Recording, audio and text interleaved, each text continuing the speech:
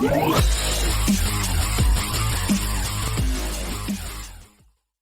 is going on, everyone? Welcome back to Bubbles BuzzerBeater, your unofficial official BuzzerBeater YouTube channel.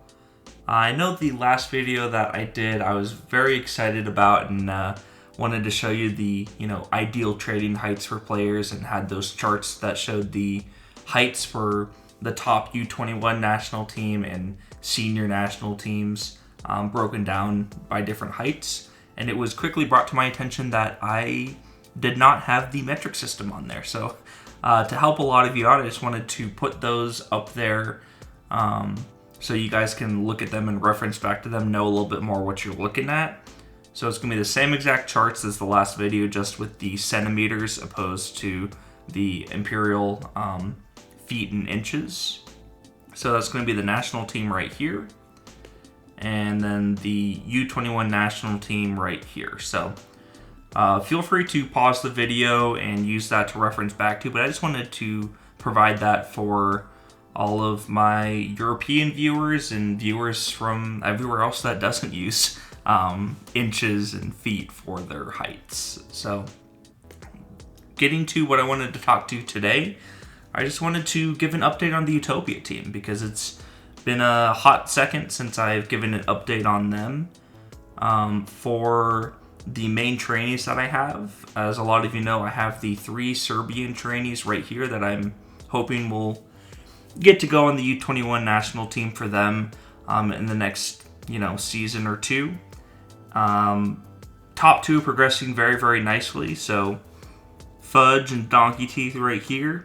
You can see 15 and 14 handling, right about where I like it before I hit outside defense training. So I'm doing one more week of 1v1 forward training, and then I'll switch to outside defense and get some nice inside defense pops as well. And then Hingle McCringleberry, I don't know if you guys know that reference, but he's kind of the number 3 trainee who will be tagging along. I don't really expect him to make the U21 team for them, but I think he could be a decent backup option and still a nice trainee. I think defensively he could be really strong. The passing's a little bit of a drag. He's a little bit further behind than the other 2, but I still think he's a pretty decent prospect. And then I have my USA guy. So he's actually up for sale if anyone is interested in him. He's a decent prospect. I think he got, let me see, 4, 7, 9, 12. He got 12 pops this season, so pretty standard season for him. He's up for under $100,000. If you're interested in looking at him, definitely feel free to go bid on him.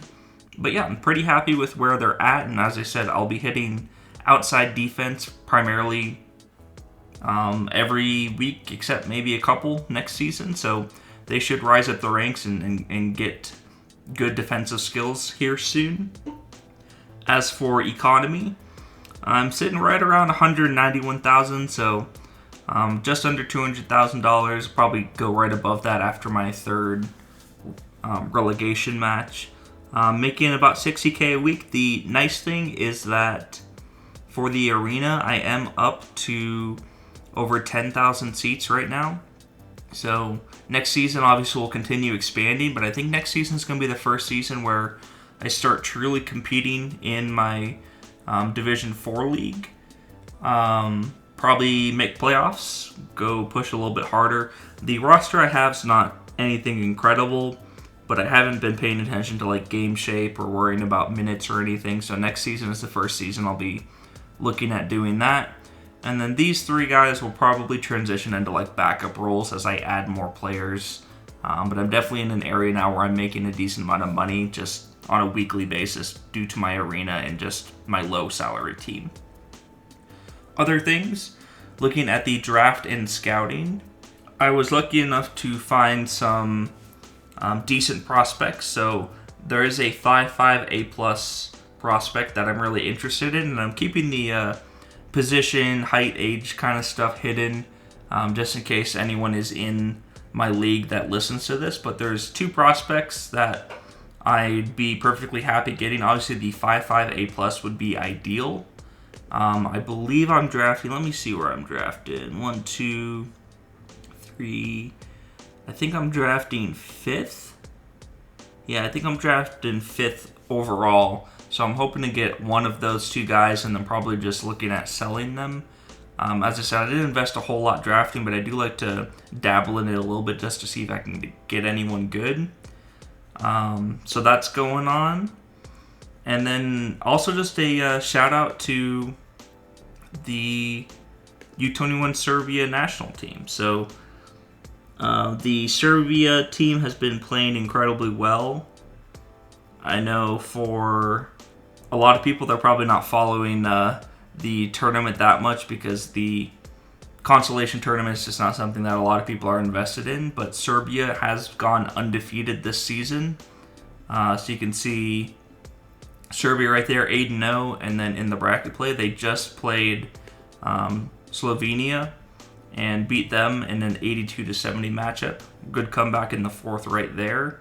It was a close game up until there, but looking at kind of where they're at, they're going to be in the final, and then also the United States is going to be in the final. So if we go to the United States U21 national team, Poland kind of smacked the crap out of Italy, and then we had a nice win over Hungary. So it'll be United States versus Poland a week from today for the World's Championship. So kind of the 2 teams that I'm invested in for U21 are both doing really well. So that is a nice situation. But that's really all I got going on. So as I said, trainees progressing nicely. Next season is when I'll really start competing and probably sharing a little bit more frequently with the team. But yeah, that's what I got going on. And then I will have a video coming out soon talking about point differential and how BuzzerBeater uses that as a tiebreaker. I wanted to do a video kind of discussing that and if that's something that needs to be changed or not. So be on the lookout for that. And until next time, guys, peace out.